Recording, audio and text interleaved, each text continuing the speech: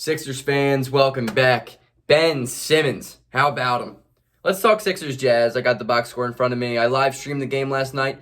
Had a lot of people come out and watch, hang out, talk Sixers, talk John Collins trades, just talked a lot about basketball for 2.5 hours. It was a hell of a time. I go live most Sixers games now, so make sure you tune in, stop in, say hi, say what's up. We're over 400 subscribers now. We're growing. I'm having a lot of fun. Next goal is 500. I'm only 98 away. I'm right there. So, Ben Simmons, obviously. Bro had 42, 12 assists, 9 rebounds in 38 minutes of aggressive play. I would like to first mention that his career high in points is higher than Jason Tatum's career high in points. Where are you at, Celtics fans? Your team sucks right now. Stop talking shit on Ben Simmons because he's better than everyone on your team except Jason Tatum. And Embiid is better than everyone on your team times 2. Please, Celtics fans, I don't want to hear it from you right now. Work on your team. Don't worry about ours. I would like to say, despite the 11-point loss, it was an absolutely awesome game to watch. I had a lot of fun. Ben Simmons was everything I wanted and more. I said in my chat yesterday, 64 points out of Ben. That's what we're going to need out of him. Gave us 42. Pretty impressive.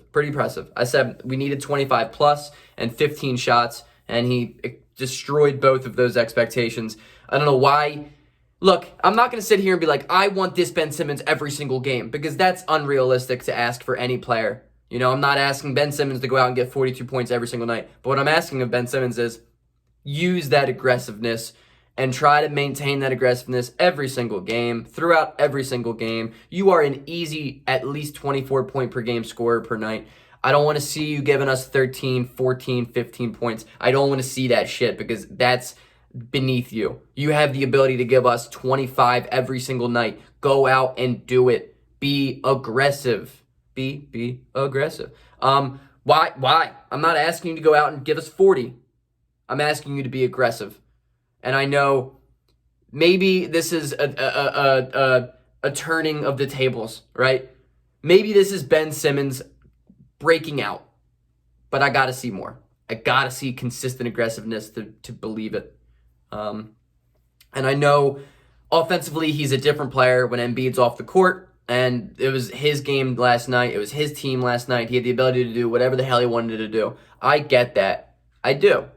But there's a level of aggressiveness that you need to bring every single night, and I need to see that more often from Ben. 38 minutes, and he played well defensively. He had an all-star performance last night. He's begging to be in the all-star game. You can see it with that performance. And Tobias Harris had a quiet 36 points and 10 rebounds, and he was the go-to guy in the fourth more than Ben because, you know, though Ben had a good fourth quarter, Ben had a great game in general outside of the second quarter. He had a fantastic game. He's still not a go-to scorer. Like when he's in the post and the ball goes in, I'm more surprised than when it misses, if that makes sense. Like he had 42 points, but Tobias Harris, 36 points. That's a really, really good game for him. The two of them combined for, let's do some quick math, 78 points, and we scored 123. The rest of the team struggled. Dwight Howard did a good game, though, 14 and 12 off the bench because for some goddamn reason, Mike Scott started at center. Mike Scott is a negative on the court. We need to trade that man yesterday. Furkan Korkmaz has been nothing but atrocious, embarrassing, and just absolutely disgusting to watch because of how terrible he is on an NBA court. I cannot wait until the day he is no longer a Philadelphia 76er. Counting down. Seth Curry didn't have a great game. Danny Green is terrible. Danny Green's terrible. 3 points in 29 minutes. He took a three-pointer in the fourth quarter when we were down by, 4 or 5? And it was a step to the side 3 off of a pick, contested, and he absolutely airballed it. It was a terrible shot. He is a terrible player. He cannot shoot anymore. He airballed 2 threes, and he needs to stop shooting. Just going to be straight up with that. I would love to see his contract get moved for a better player. Seth Curry, his shots are going to fall. I'm not even worried about him. He had a good first quarter. He's a good scorer. Furkan Korkmaz sucks. Thibault had a pretty good game defensively. He had a good game. I think he's underrated defensively. We don't talk about it enough about how really good he is as a help defender and as improved he is this year as an on-ball defender. He's not fouling as much. He's playing better basketball. He is playing better basketball. But when you get contributions from Danny Green, Mike Scott, Furkan Korkmaz, the way that they played, you're never going to win a game. I'm surprised it was that close against the best team in the West. The Utah Jazz have incredible ball movement, but their defense last night was atrocious. It was really bad. The only reason they won was because Jordan Clarkson went out and hit 8 of 13 threes, 13 of 17 from the field, I think, in general. Maybe 13 of 20. I think it was 13 of 20. He had 40 points, 0 rebounds, and 1 assist. He just didn't miss. It kind of reminded me of the Portland Trailblazers game when Carmelo Anthony was just the guy that all of a sudden thought it was 2014 again. Clarkson is the surefire sixth man of the year this year. He has been incredible, incredible. And efficiency-wise, he's been incredible. Donovan Mitchell had an okay game, 24 and 5. Joe Ingles is pretty good. He had a good play. Good game, I mean. But let's talk about Rudy Gobert for a second, Jazz fans, because I hope you're watching. 11 points and 9 rebounds, and he got absolutely cooked by Ben Simmons every single time down the court when Ben was playing the 5. And Ben played the 5 because Doc realized what a mismatch it was, because Rudy Gobert is the most overrated player in the NBA. God damn, he is an absolute liability on the offensive end. Sure, he really stretches out the floor for everyone else, but he can't do shit. Rudy Gobert cannot do anything. He can't hit free throws. The only way that man scores is by dunking. Cool. Would you have paid Dwight Howard back in his prime $200+ million? Probably not. Dwight Howard's team went to the finals one time and got absolutely annihilated by the Lakers. Rudy Gobert is not a $200+ million contract guy, and I cannot wait until this shit blows up in Utah's face. You can tell my hatred for the Jazz, by the way. Is he a good defender? Yeah. Was he good last night? No. He didn't do anything to show me $200 million. Nothing. I watched him intently all night long. Despite streaming, I watched him, and I talked about it on stream. Rudy Gobert is not worth the money that they're giving him.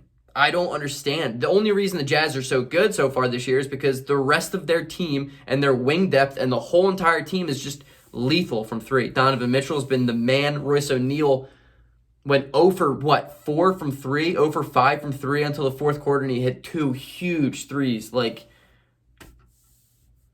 are you going to do? What are we going to do there? The Jazz aren't anything special. I still don't think the Jazz are the best team in the NBA. They're not. I would take the Lakers over them in a series. I'm still going to take the Jazz losing in the first round of the Phoenix Suns. That's my bold prediction. They're a hell of a team, and their ball movement is better than anybody in the NBA. It reminds me of the old Warriors, for sure. But I'm not a firm believer of this team. I just don't see it. They went 18 of 45 from 3, which is 40%. That's really good. They shot 45 threes. 45 threes. And they out free throwed us. Got to the line a lot more than we did, which is unlike the Sixers, but with Embiid out, it makes sense. I also didn't love the refs last night. Not to say that, they've just been weird. Road trips are hard because the refs are always against you. That's what I've noticed. Also, since the Rudy Gobert is such a great defender and a great rebounder, they got absolutely annihilated on the glass. The Sixers out-rebounded them by 6, and we out-rebounded them on the offensive end of the glass by 5. We had 12 offensive rebounds. Where are you at, Rudy Gobert? What are you doing? We had more assists than them. It was a good game. Pace of play was really nice. Neither team was turning the ball over a lot. Ben Simmons, again, had just a fantastic game. He had a coming out party last night. He deserves every single bit of credit and praise that he's going to get today, tomorrow, and upcoming. But I need to see it every day. And I'm not saying I need to see 40 points every day. Give me 20 a night. Give me 20 a night, Ben. That's all I want from you. Give me 20 a night. Be aggressive. Get guys involved. But be aggressive. Attack the rim. That's what was so amazing about it last night, that Ben Simmons was attacking the rim and just being unbelievably aggressive. He's the only reason why we didn't lose by 30. Him and Tobias Harris were incredible. I was loving what I was seeing. What are you going to do with Jordan Clarkson, Royce O'Neal? What are you going to do? Ben Simmons dominated Rudy Gobert all night long, and I'm here for it. Peace out. Go Sixers. Tomorrow night, 7:30. I'll see you guys then.